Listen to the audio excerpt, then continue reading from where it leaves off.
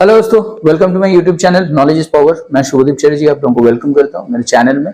और आज जो टॉपिक है वो है, हम लोग आज एक न्यूमेरिकल एग्जांपल डिस्कस करने वाले हैं regarding the topic on retirement of a bill under rebate. ठीक है, retirement of a bill under rebate. मैं इसका कंसेप्ट मेरे प्रीवियस वीडियोस में ऑलरेडी एक्सप्लेन कर चुका हूं, लेकिन जो लोग मेरा प्रीवियस वीडियो नहीं देखे हैं उन लोगों के लिए मैं कुछ थोड़ा सा मैं रिफ्रेश कर देता हूं आपकी मेमोरी को। रिबेट शुरू करते हैं। रिबेट वर्ड का क्या मतलब होता है? The word rebate means discount. ठीक है, रिबेट शब्द का मतलब होता है डिस्काउंट। यहां पे डिस्काउंट कौन देता है? ड्रॉवर। किसको देता है? ड्रॉवी को। क्यों देता है? क्योंकि ड्रॉवी जो है वो वक्त से पहले, मैच्योरिटी डेट से पहले ड्रॉवर को पेमेंट करने के लिए राजी कर चुका होता है। मतलब वो रिक्वेस्ट करता है ड्रॉवर को कि सर मेरे पास अभी पेमेंट आ चुका है, पैसा आ चुका है, मैच्योरिटी डेट से पहले ही हम इसका पेमेंट को आपको क्लियर करना चाहते हैं। तो इन दैट केस वो जाकर के ड्रॉवर को ऐसा रिक्वेस्ट करता है और ड्रॉवर राजी हो जाता है। ड्रॉवर यहां पे डिस्काउंट भी देता है, रीजन बीइंग कि वो ये सोचता है कि 1 महीना या 2 महीना पहले अगर मेरे को पेमेंट मिल जाएगा तो क्या बुराई है, वो पैसा मैं बैंक में डिपॉजिट कर दूंगा, बैंक हमको कुछ इंटरेस्ट इसके अगेंस्ट में दे देगा, यही इंटरेस्ट मैं क्या कर दूंगा in the form of discount मैं ड्रॉवी को अलाउ कर दूंगा। मतलब मैं ड्रॉवी को बोल दूंगा कि देखिए इतना ये जो इंटरेस्ट मेरे लिए गेन हो रहा है, जो इंटरेस्ट मेरे लिए बचत मतलब इंटरेस्ट में मैं कमा रहा हूं, वो हम आपको क्या कर देते हैं, सिंस आप हमको अर्ली पेमेंट कर रहे हो, हम क्या करेंगे आपको थोड़ा सा डिस्काउंट दे सकते हैं। तो this is the concept. Now अब दूसरा वर्ड का मतलब क्या होता है बेटा? Retirement.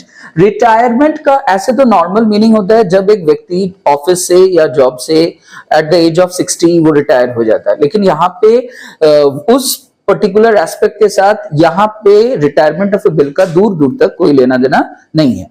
Retirement of A bill का मतलब होता है जब ड्रॉवी यानी कि जिसको पेमेंट करना है वो अपने लायबिलिटीज अंडर द बिल को पूरी तरीके से डिस्चार्ज कर चुका होता है, यानी कि वो पूरी तरीके से जो भी उसको पेमेंट करना है वो पेमेंट वो कर चुका होता है और अपना लायबिलिटी कंप्लीटली कवर अप कर चुका होता है, सेटल कर चुका होता है। उस सिचुएशन को हम लोग यहां पे कहते हैं रिटायरमेंट ऑफ अ बिल। तो retirement of a bill under rebate का ओवरऑल मीनिंग हो गया कि डिस्काउंट लेके, ठीक है, ड्रॉवी क्या करता है वो अपना लायबिलिटीज अंडर द बिल को क्लियर कर देता है। अब यहां पे ये जो डिस्काउंट है, since it is based upon interest, तो इसका जो रिबेट का जो कैलकुलेशन होगा वो भी एग्जैक्टली सेम होगा जैसे हम लोग इंटरेस्ट का कैलकुलेशन करते हैं। तो उसके लिए हम लोग फॉर्मूला यूज करेंगे, rebate is equal to amount of bill multiplied by rate of interest divided by 100 into time left in the bill divided by 12। समझाता हूं एक एक करके। तो सबसे पहले एक एग्जाम्पल मैं डिस्कस करूंगा। इस एग्जाम्पल के जरिए क्या क्या कैलकुलेशंस है और क्या क्या जर्नल एंट्रीज होंगे इन the books of the drawer and the drawee, वो दोनों हम लोग देखेंगे। तो देखिए क्वेश्चन में क्या लिखा है, mister X has already drawn a bill for ₹10,000 on mister Y for 3 months on 1st April 2024।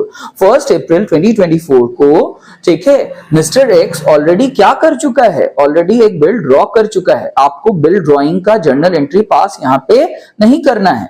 You have been informed that mister X has already drawn a bill, मतलब उसके लिए ये बिल्स रिसीवेबल है। जो बिल के बारे में बात किया जा रहा है, already he has the bills receivable. ठीक है, और ये बिल कब का है? ये 1st अप्रैल 2024 को ये ड्रॉ किया था। ठीक है, क्या टाइम पीरियड है इस बिल का? 3 मंथ्स मैच्योरिटी पीरियड है। और what is the amount of the bill? The amount of the bill is 10,000 rupees.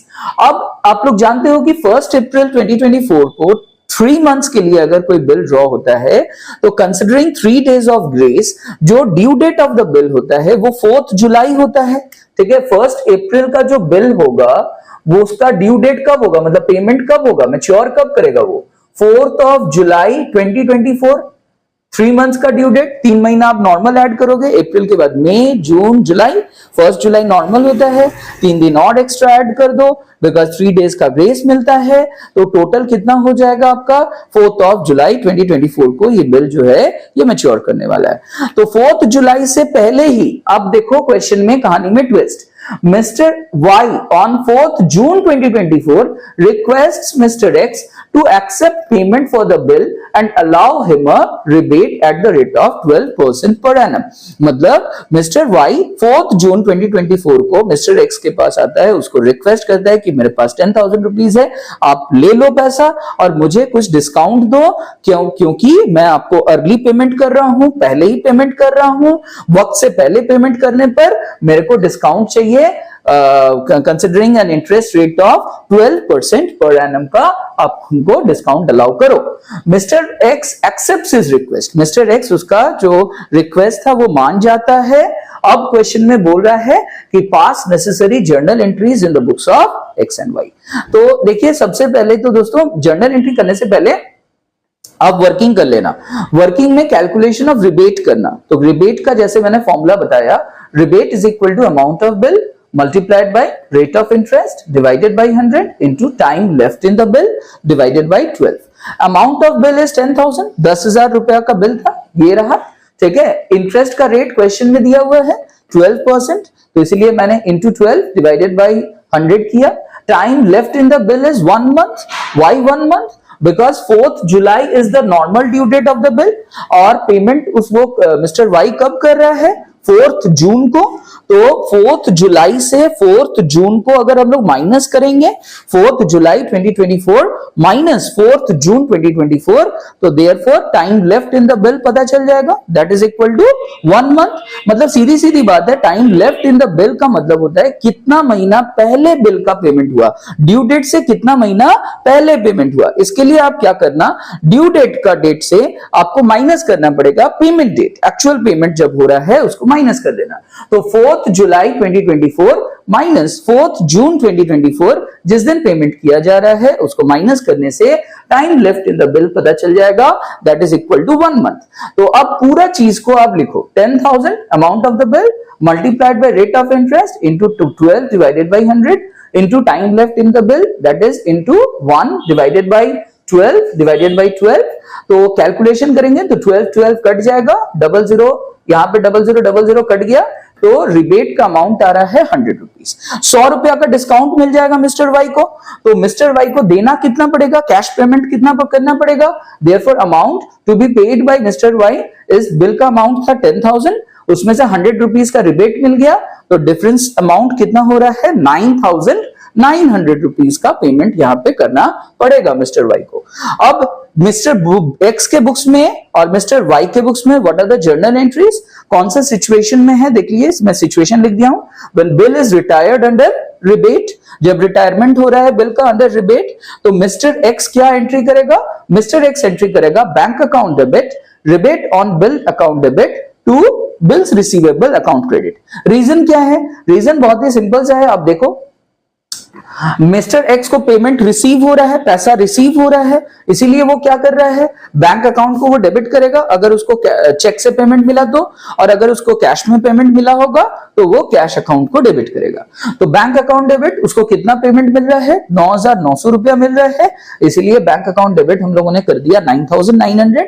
Rebate mister x के लिए रिबेट का जो अमाउंट है वो एक तरह का लॉस है, उसको नुकसान हो रहा है, ठीक है, 100 रुपीज वो छोड़ रहा है, तो बीइंग अ लॉस, या आप इसको बिजनेस का एक्सपेंस भी मान सकते हो, बीइंग अ लॉस और an expense in the from the point of view of the business of Mr. X, तो वो क्या हो जाएगा, डेबिट होगा, बिकॉज नॉमिनल अकाउंट होता है लॉसेस एंड एक्सपेंसेस, तो लॉसेस एंड एक्सपेंसेस से रिलेटेड रूल होता है debit all expenses and losses, credit all incomes and gains. तो डेबिट करना पड़ेगा मिस्टर एक्स को रिबेट ऑन बिल्स को, rebate on bill account debit 100 rupees, और क्या चला गया उसके पास से, उसके पास से बीआर चला गया, ठीक है।